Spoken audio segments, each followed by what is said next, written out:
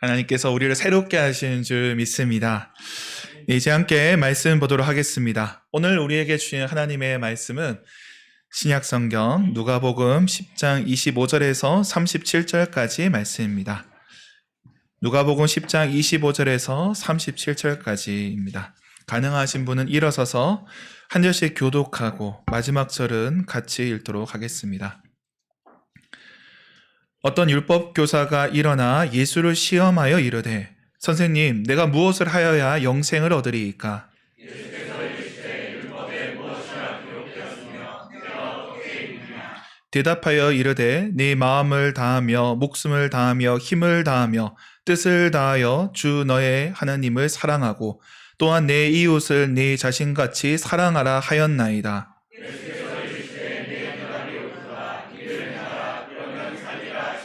그 사람이 자기를 옳게 보이려고 예수께 여짜오되 그러면 내 이웃이 누구니이까? 예수께서 대답하여 이르시되 어떤 사람이 예루살렘에서 여리고로 내려가다가 강도를 만나매 강도들이 그 옷을 벗기고 때려 거의 죽은 것을 버리고 갔더라.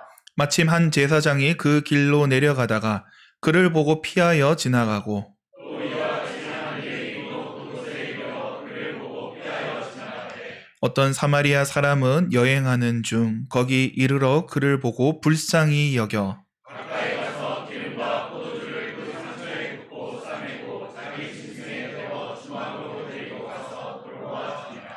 그 이튿날 그가 주막 주인에게 데나리온 2를 내어주며 이르되 이 사람을 돌보아 주라. 비용이 더 들면 내가 돌아올 때에 갚으리라 하였으니 내 생각에는 이 세 사람 중에 그가 강도 만난 자의 이웃이 되겠느냐? 같이 읽겠습니다. 이르되 자비를 베푼 자니이다. 예수께서 이르시되 너도 이와 같이 하라 하시니라. 아멘. 자리에 앉으시기 바랍니다. 하나님께서 이 말씀을 통해 우리에게 은혜 베풀어 주시기 원합니다. 예전 광고의 한 장면입니다. 한밤중에 여성이 지하철에서 내립니다. 어두운 골목길을 가는데 한 남자가 따라오고 있습니다. 이 배경음악도 긴장감을 높입니다. 그 남자는 여자의 집까지 따라왔습니다. 이 여자는 집 문을 열려고 하는데 잘 열리지가 않습니다. 근데 그때 남자가 등 뒤로 지나칩니다. 그리고 옆집의 문이 열립니다. 그리고 아이가 나와서 남자에게 아빠하고 안깁니다. 그리고 이제 나레이션이 나옵니다. 정이 오고 갈 때 이웃은 사촌입니다. 예전 공익 광고 내용입니다. 아마 기억하시는 분들도 계실 겁니다. 88년도 광고의 내용입니다. 그 당시 시대상을 광고가 반영을 하고 있습니다. 도시화가 되면서 사람들이 몰려들기 시작을 합니다. 그래서 옆집에 누가 사는지 모르는 시대가 되었습니다. 그러다 보니 그 시대에 잔혹한 범죄도 많았습니다. 그런 시대적 불안이 광고에서 드러나고 있습니다. 그게 벌써 40년 전 이야기입니다. 근데 지금은 그때보다 더 단절된 시대를 살고 있습니다. 이제는 옆집에 누가 살고 있는지 모르는 게 이상한 일이 아닙니다. 이웃이나 지역이라는 개념도 희미해지고 있습니다. 그런데 오늘 본문은 우리에게 이웃 사랑을 말씀하고 있습니다. 더 나아가 이웃 사랑이 우리의 영생과 관련되어 있다 말씀하고 있습니다. 그런데 우리는 이웃이 불분명한 시대를 살고 있습니다. 그렇기 때문에 우리는 이 문제를 자세히 살펴봐야 됩니다. 오늘 본문은 어느 율법 교사의 질문으로 시작을 합니다. 그는 무엇을 하여야 영생을 얻을지를 묻습니다. 율법 교사는 율법을 가르치는 사람입니다. 지식인입니다. 배운 자이죠. 그가 몰라서 묻는 것이 아닙니다. 그는 예수님을 떠보고자 묻습니다. 이에 예수님께서 그에게 반문하십니다. 율법에는 무엇이라 기록되었냐? 그러자 율법 교사는 하나님 사랑과 이웃 사랑으로 답을 합니다. 그 당시 사람들도 그렇게 생각했고 예수님도 이를 인정하십니다. 그러니 행하라 말씀을 하십니다. 원래는 여기서 끝나야만 맞는 대화입니다. 근데 이 율법 학자는 자기의 옳음을 드러내고자 합니다. 그래서 예수님께 질문을 던집니다. 오늘 본문의 29절 말씀 같이 한번 읽어보겠습니다. 그 사람이 자기를 옳게 보이려고 예수께 여짜오되 그러면 내 이웃이 누구니까? 이웃이 누구인지를 묻습니다. 어디까지 내 이웃인가를 묻는 겁니다. 그 범위와 대상을 정하려는 겁니다. 이것이 오늘 본문의 핵심적인 질문입니다. 이는 우리가 사랑할 대상은 어디까지인지, 또는 우리는 어디까지 품을 수 있는지, 좀 더 확대하면 어디까지 우리라고 말할 수 있는지, 이 문제를 다루고 있습니다. 공동체의 범위, 경계를 묻는 겁니다. 물론 사람마다 생각하는 범위는 다를 것입니다. 예수님 당시 유대인들을 살펴보면 아마도 율법을 준수하는 유대인, 그 정도가 그들이 생각하는 이웃일 겁니다. 일단 그들 주변에 살고 있는 이방인들이나 또는 로마인들은 고려 대상이 아닙니다. 그리고 유대인들 안에서도 대상이 갈라질 겁니다. 일단은 죄인이라 불리는 사람들, 직업적으로 죄를 지을 수밖에 없는, 계명을 어길 수밖에 없는 사람들도 배제해야 될 것이고, 또 지역적으로 예루살렘과 갈릴리도 나뉘어졌을 것입니다. 어떤 공동체는 이를 더 좁게 보았습니다. 자기 공동체 안에서만 사랑해야 된다, 그렇게 가르치는 자들도 있었습니다. 이런 상황에서 이 율법 교사가 묻는 겁니다. 어디까지 이웃입니까? 이웃 사랑의 계명은 인정을 합니다. 그런데 그 범위를 따지고 있는 것이죠. 근데 그 범위에 따라 계명은 달라질 것입니다. 이게 부수적인 질문이 아닌 것이죠. 본질적인 질문을 하고 있는 겁니다. 그러므로 율법학자는 묻습니다. 어디까지 사랑할 수 있는가? 어디까지 품을 수 있는가? 이것을 묻습니다. 근데 이 질문은 오늘날 우리의 질문이 됩니다. 앞서 말씀드렸듯이 오늘날 이웃이란 개념이 희미해지고 있습니다. 물론 처음부터 그런 것은 아니었습니다. 우리가 시간을 조금 더 거슬러 올라가면 우리 문화는 이 이웃이 중요한 게 아니라 친족이 중요한 그런 문화였습니다.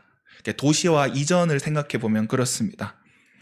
이 도시화 이전의 농촌 사회에서는 일가 친척이 함께 살았습니다. 앞서 공익 광고에서도 나오지만 이웃 사촌이란 말도 그런 맥락에서 해석해야 됩니다. 원래는 친척들끼리 서로 돕는 것이죠. 다들 시골의 집성촌에서 같은 성씨끼리 모여 살고 또 그렇게 서로 도우며 살았습니다. 그래서 우리나라 법에는 친족을 8촌 이내 혈족으로 정의합니다. 여러분들 감각의 8촌은 가깝습니까? 멉니까? 도시 사람이라 그렇습니다. 시골 사람한테는 8촌 정도면 그렇게 멀지 않습니다.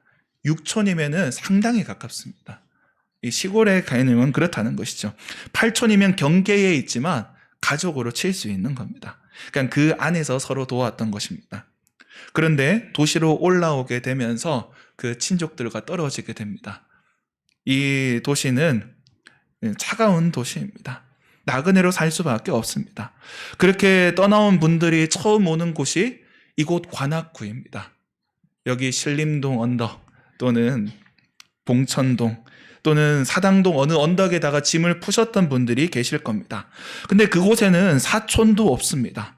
이웃을 의지할 수밖에 없는 겁니다. 이런 상황에서 이웃을 사촌으로 삼는 것, 이웃이 사촌이 될 수 있다는 것, 그것이 하나의 희망이었던 겁니다. 근데 이제는 어떻습니까? 사촌도 멀게만 느껴집니다. 그러니까 어릴 때나 사촌들 만나게 되지 크고 나면은 못 보는 경우가 많습니다. 남들처럼 지내게 됩니다. 진짜 결혼식 때는 한 번 보는 그런 관계가 됩니다. 그러니 이제는 이웃 사촌이란 말도 성립되지 않는 겁니다. 우리의 상황을 돌아보면 더 심해졌습니다. 인터넷이 발전하고 또 스마트폰이 손에 쥐어졌습니다. 이걸로 세계 곳곳의 사람들과 연결이 된다 합니다. 근데 연결을 위한 도구는 발전하는데 우리는 더욱더 단절되고 있습니다. 하다못해 밥 먹을 때 어떻게 먹습니까? 다들 화면만 들여다봅니다. 옆 테이블에 누가 앉았는지 관심을 갖지 않습니다. 동네에 슈퍼도 잘 가지 않습니다. 가서 주문할 것도 이제는 앱으로 그렇게 주문을 합니다. 가게 주인과 돼야 하는 것도 사라져가고 있습니다. 그러니까 더욱더 연결을 위한 도구가 우리에게 주어졌는데 사실은 연결은 더욱더 끊어져 가는 것입니다. 이웃을 찾기 어려운 상황이 되고 있습니다. 이런 상황에서 우리의 이웃은 어디에 있겠습니까? 이웃이 없는 상황에서 이웃 사랑이란 계명 우리가 지킬 수 있겠습니까? 이런 상황에서 우리는 말씀을 다시 살펴봐야 됩니다. 예수님께서는 율법학자의 질문에 비유로 말씀을 하십니다. 오늘 비유는 예루살렘에서 여리고로 내려가는 길에서 시작을 합니다. 여리고는 예루살렘으로 가는 관문이었습니다. 그리 먼 곳이 아닙니다. 우리로 치면 죽전휴게소 또는 서울요금소 그쯤 될 것입니다. 그런데 멀지 않은 길이지만 가파른 내리막길입니다. 지형이 험하니 뭐가 튀어나올지 알 수 없습니다. 오늘 본문의 사람도 거기서 강도를 만났습니다. 옷을 다 빼앗기고 두들겨 맞아 죽을 지경이 되었습니다. 그때 한 사람이 지나갑니다. 그는 제사장입니다. 하나님께 제사를 드리는 사람입니다. 고귀한 신분입니다. 그런데 그가 강도 만난 자를 피해서 지나갑니다. 누가 쓰러져 있다. 이건 무슨 뜻입니까? 강도가 근처에 있을 수 있다. 그것 아니겠습니까? 어쩌면 무서워서 그런지 또는 바빠서 그런지 또는 정결법을 지키기 위해서 그런 것인지는 모르겠습니다. 그가 피해서 갑니다. 그리고 한 사람이 지나가고 레위인이 또 그 곁을 지나가게 됩니다. 레위인도 마찬가지입니다. 성전에서 하나님을 섬기는 사람이었습니다. 그런 그도 피하여 지나가고 있습니다. 오늘 본문에서 제사장과 레위인 이들이 어떤 생각으로 지나갔는지는 모르겠습니다. 성경에 그 내용이 나와 있지는 않습니다. 겁에 질려 도망친 것일 수도 있고 또 늦었으니 빨리 가고자 했던 것일 수도 있습니다.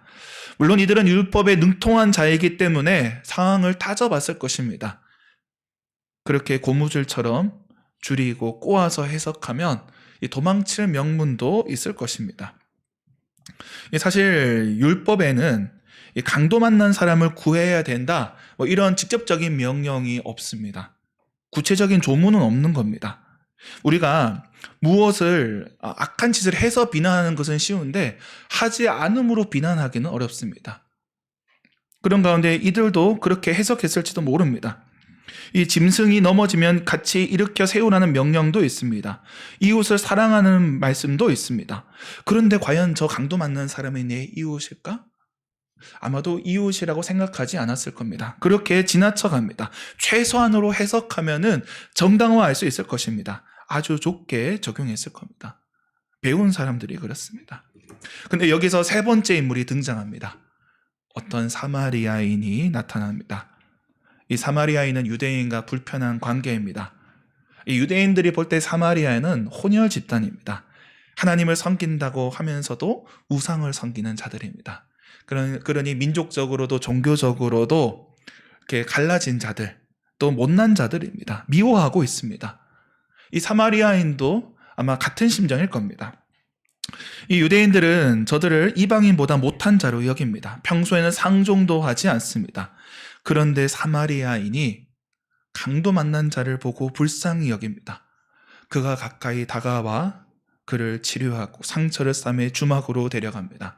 거기에 자기 돈까지 써서 돌보아 줄 것을 부탁하고 있습니다. 예수님께서는 이 말씀을 하신 뒤에 물어보십니다. 36절 말씀을 같이 읽겠습니다. 내 생각에는 이 세 사람 중에 누가 강도 만난 자의 이웃이 되겠느냐? 누가 강도 만난 자의 이웃이 되겠느냐? 이 질문을 하십니다. 그러니까 이웃이라는 게 당연히 되는 것은 아니라는 겁니다. 그저 가까이 산다는 것만으로 이웃이 되는 것은 아닙니다. 물리적인 거리를 넘어 결단의 문제, 의지의 문제, 선택의 문제가 되는 겁니다. 근데 그때 율법학자가 마지못해 답을 합니다. 우리가 정상적으로 대답한다면 누가 이웃이라고 답을 해야 됩니까? 사마리아인이라고 답을 해야 됩니다. 그런데 이 율법학자는 이 사마리아인이 이웃이 될 수 있다는 게 그렇게 싫었나 봅니다. 그래서 어떻게 대답을 합니까? 자비를 베푼 자. 네, 그의 감정이 느껴지고 있습니다. 오늘 본문의 율법학자는 누가 나의 이웃인가를 물었습니다. 그러나 그가 말하지는 않았지만 이미 속에 이웃의 범위는 정해져 있는 겁니다. 민족적인 감정에 따라 구분되고 종교적인 선에 따라 나뉘어집니다. 그러자 예수님께서는 그 질문을 바꾸어 버리십니다. 누가 이웃이 될 수 있는가? 이것을 물어보시는 겁니다. 율법학자의 질문, 이 첫 번째 질문은 내가 판단하는 사람이 되는 겁니다. 그래서 내가 이웃의 자격을 따지는 겁니다. 이것은 자신을 정당화하는 질문입니다. 내가 그 사람을 돕지 않는 것을 정당화하는 것이죠. 저 사람이 이웃이 아니면 사랑하지 않아도 된다가 됩니다. 그를 돕지 않는 나 자신을 정당화할 수 있는 질문이 누가 나의 이웃입니까? 이 질문인 것입니다. 선을 긋는 것이죠. 그래서 누군가는 선 안에 있는 자는 이웃이 될 수 있지만 선 밖에 있는 자는 이웃이 될 수 없습니다. 선 안에 있는 자는 사랑할 수 있지만 선 밖에 있는 자는 사랑하지 않습니다. 여기서 더 나아가면 미워하게 됩니다. 처음에는 말로 하겠지만 그 미움은 폭력으로 이어지게 됩니다. 오늘날 미국에서 벌어지는 일도 그렇습니다. 요즘에 이민자 단속한다고 곳곳을 지집고 다닙니다. 사실 우리 대학전 교회 성도가 있는 곳에서도 또 그런 일이 벌어져서 또 뉴스에 나기도 하고 또 기도 부탁을 하기도 합니다. 또 우리나라 기술자들이 공장을 짓다가 체포당하기도 합니다. 이 주류 백인이 아닌 자들은 단속 대상이 됩니다. 백인이 아닌 자들은 몰아내야 된다. 그렇게 생각하는 것이죠. 사실 미국 자체가 이민자의 나라고 그렇게 싼값의 노동력으로 그들이 풍성하게 지냈습니다. 근데 이제는 몰아내겠다는 겁니다. 저들은 우리에 속하지 않기 때문에 이 땅을 떠나야 된다는 것이죠. 그리고 이를 반대하는 자들에 대해서는 공격적인 언어를 씁니다. 멸시하는 말들을 붙입니다. 심지어 백인이라 할지라도 자격 있는 시민권자라 할지라도 혐오하는 딱지를 붙입니다. 사람들이 미워해도 되는 그 이름을 붙여버리는 것이죠. 그렇게 이름을 붙이고 미워하기 시작하면 폭력으로도 나아가게 됩니다. 총을 쏴도 상관없는 겁니다. 이웃이 아니기 때문에 그래도 된다는 겁니다. 그런데 여기에 기독교인들이 함께하고 있습니다. 저들이 내세우는 주장은 기독교 문명을 세우는 것입니다. 그러면서 불순한 자를 쫓아내는 것을 정당화합니다. 정도의 차이가 있지만 세계 곳곳에서 이런 일들이 벌어지고 있습니다. 이 모든 것이 자기를 정당화하기 위해 벌어지고 있는 겁니다. 오늘 본문의 유대인도 그렇습니다. 유대인도 이 이방인들, 사마리아인들을 이웃으로 여기지 않습니다. 저들을 부정한 자로 여길 때 자신이 깨끗한 자로 여겨지는 것이죠. 그래서 저들은 개로 취급을 합니다. 유대인들 안에서도 이 선을 가르는데 그들은 그렇게 나누어서 우리라고 하는 그 그룹을 너무도 좁혀왔습니다. 사실 예수님께서 말씀하실 때도 그런 편견이 드러나는 장면이 있습니다. 이 수로보니게 여인이 예수님께 찾아왔습니다. 그래서 딸을 고쳐주실 것을 간청합니다. 그때 예수님이 어떻게 말씀하십니까? 자녀의 떡을 떼어 개들에게 줄 수 없다. 너 수로보니게 여인, 너는 어떤 존재라는 겁니까? 개와 같다는 겁니다. 물론 이거를 예수님이 그런 말 하시는 게 너무 불편해서 여기서 개는 강아지, 예쁜 뭐 그렇게 어떻게든 이 말씀의 어떤 모난 부분을 깎으려고 하는 분도 있는데 그렇지 않습니다. 이 개는 이 미움을 받는, 혐오하는 그런 존재입니다. 물론 예수님께서 유대인들의 편견을 드러내시려 그렇게 말씀하신 것도 있을 겁니다. 유대인들의 일반적인 마음이 그렇다는 것입니다. 근데 율법은 그렇지 않습니다. 우리가 다시 살펴봐야 됩니다. 내 이웃을 사랑하는 말씀, 이 말씀은 레위기 19장 말씀입니다. 레위기 19장 18절 말씀을 같이 읽겠습니다. 원수를 갚지 말며 동포를 원망하지 말며 내 이웃 사랑하기를 내 자신과 같이 사랑하라. 나는 여호와이니라. 그리고 이 말씀 다음에 나오는 규정들이 이웃 사랑의 구체적인 내용입니다. 근데 그 중에 거류민에 대한 규정이 나옵니다. 여기서 거류민은 이방인을 뜻합니다. 약속의 자손이 아니라 아브라함의 자손이 아니라 그들 곁에 살고 있는 이방인들, 또 이방 족속을 가리킵니다. 레위기 19장 34절 말씀을 같이 읽겠습니다. 너희와 함께 있는 거류민을 너희 중에서 나은 자 같이 여기며 자기같이 사랑하라. 너희도 애굽 땅에서 거류민이 되었느니라. 나는 너희의 하나님 여호와이니라. 그들 곁에 있는 거류민 이방인들도 사랑하라 말씀하십니다. 너희도 거류민이었다. 너희도 나그네였다. 그렇게 말씀하십니다. 더 나아가 그 명령의 근거는 어디에 있습니까? 하나님께 있습니다. 나는 너희의 하나님 여호와이니라. 단순히 잘 지내라는 말씀이 아닙니다. 하나님의 존재로부터 이 계명이 나오고 있습니다. 거류민을 사랑하지 않는다면 나는 너희의 하나님이 아니다. 이 말도 성립하는 겁니다. 그럼에도 유대인들은 이를 무시했습니다. 이웃의 범위를 줄여왔습니다. 좁혀왔습니다. 그럴 만한 가치가 있는 사람들로만 이웃으로 삼은 겁니다. 이에 예수님께서는 질문을 바꿔버립니다. 오늘 본문에서 예수님은 질문하십니다. 누가 강도 만난 자의 이웃이 될 것인가? 이 질문은 남을 향하는 게 아니라 나를 향하는 질문입니다. 내가 이웃이 될 수 있는가? 나 스스로를 묻게 하는 질문입니다. 근데 얄궂게도 예수님은 사마리아인을 예로 들어 말씀하십니다. 우리가 미워했던 자들, 우리가 꺼리는 자들, 우리가 함께하고 싶지 않은 자들, 선을 긋고 그 너머에 있고 싶은 자들, 그들에 대해서 이웃이 될 수 있음을 말씀하고 있습니다. 또는 우리가 그런 존재가 될 수 있음도 말씀하고 있는 것입니다. 어쩌면 우리가 사마리아인처럼 미움을 받고 사람 취급을 못 받을 수도 있습니다. 그러나 강도 만난 자의 이웃이 될 수 있다는 겁니다. 자비를 베풀 수 있다면, 그냥 지나치지 않고 그를 불쌍히 여겨 살릴 수 있다면 이웃이 될 수 있다는 겁니다. 이것은 새로운 계명이 아닙니다. 이미 율법에서 말씀하신 바를 다시 온전케 회복하는 것입니다. 이방인이라 할지라도 미워해야 할 존재라도 이웃이 될 수 있다는 겁니다. 누가 나의 이웃인가? 이 질문에서 나는 누구의 이웃이 될 것인가? 이 방향이 바뀌어야 한다는 것입니다. 오늘 여기서 우리는 사마리아인을 주목해야 됩니다. 예수님은 사마리아인을 묘사하실 때 불쌍히 여겼다, 이 단어를 사용하십니다. 오늘 본문의 33절 말씀 같이 한번 읽겠습니다. 어떤 사마리아 사람은 여행하는 중 거기 이르러 그를 보고 불쌍히 여겨. 여기서 불쌍히 여기다, 이 헬라어 단어가 누가복음에서는 3번 사용되고 있습니다. 많이 쓰이진 않습니다. 근데 그 쓰이는 위치가 중요합니다. 누가복음 7장에서는 나인성 과부 이야기에서 나옵니다. 이 과부가 죽은 아들의 장례를 치르고 있습니다. 그 행렬을 보면서 예수님께서 불쌍히 여기십니다. 누가복음 7장 13절 말씀을 제가 읽어드리겠습니다. 주께서 과부를 보시고 불쌍히 여기사 울지 말라 하시고. 지금 이 불쌍히 여기는 주체는 누굽니까? 예수님입니다. 우리 주님이십니다. 그리고 누가복음 15장에서도 이 불쌍히 여기다가 쓰입니다. 누가복음 15장에는 탕자의 비유가 나옵니다. 집을 나간 탕자는 모든 재산을 잃고 빈손으로 돌아옵니다. 그는 돼지에 먹을 것도 얻지 못해 거지가 되어 나타났습니다. 그런데 그 모습을 아버지가 바라보고 있습니다. 누가복음 15장 20절에는 이렇게 말씀합니다. 아버지가 그를 보고 측은히 여겨 라고 나옵니다. 우리말 성경에는 측은히 여겨로 번역했지만 이 불쌍히 여기다와 같은 단어입니다.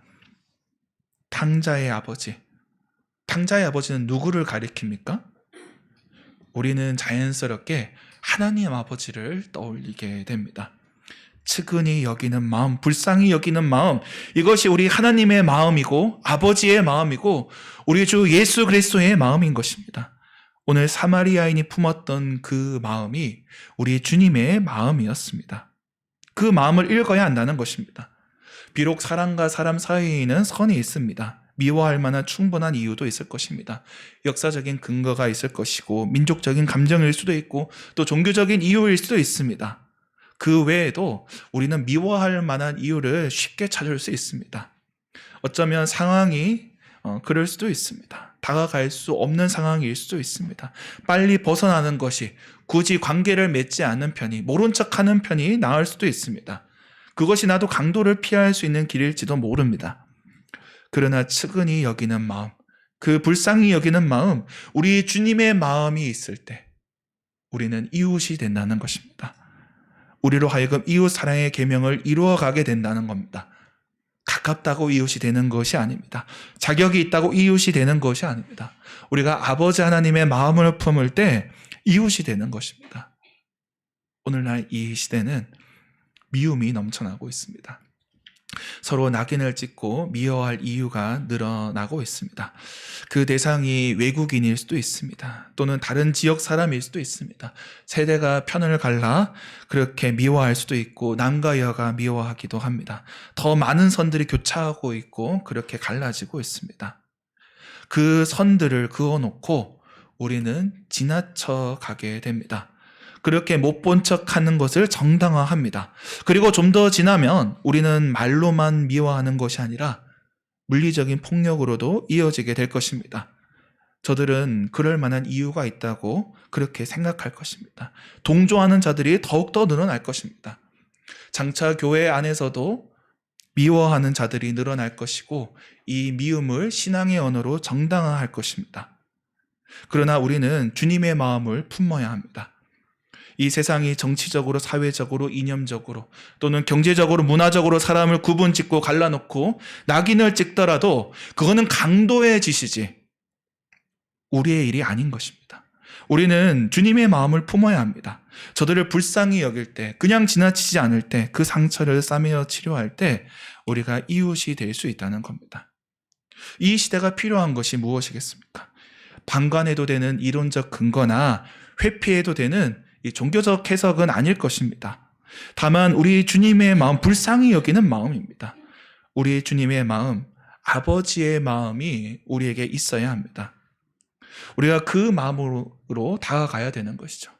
그렇게 다가갈 때 남들이 보기에는 옆집 아저씨의 모습일 수도 있습니다. 또는 애기 엄마의 모습일 수도 있습니다. 그저 할머니, 할아버지의 모습일지도 모르겠습니다. 그러나 그때의 그 마음은 나의 마음이 아니라 주님의 마음인 것입니다. 죽어가는 죽은 과부의 아들을 보는 예수님의 마음이고 탕자를 보는 아버지의 마음일 것입니다. 그 마음으로 나아가야 될 것입니다.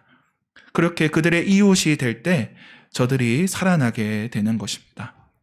사랑하는 성도 여러분, 이 시대에 이웃이 되어 주십시오.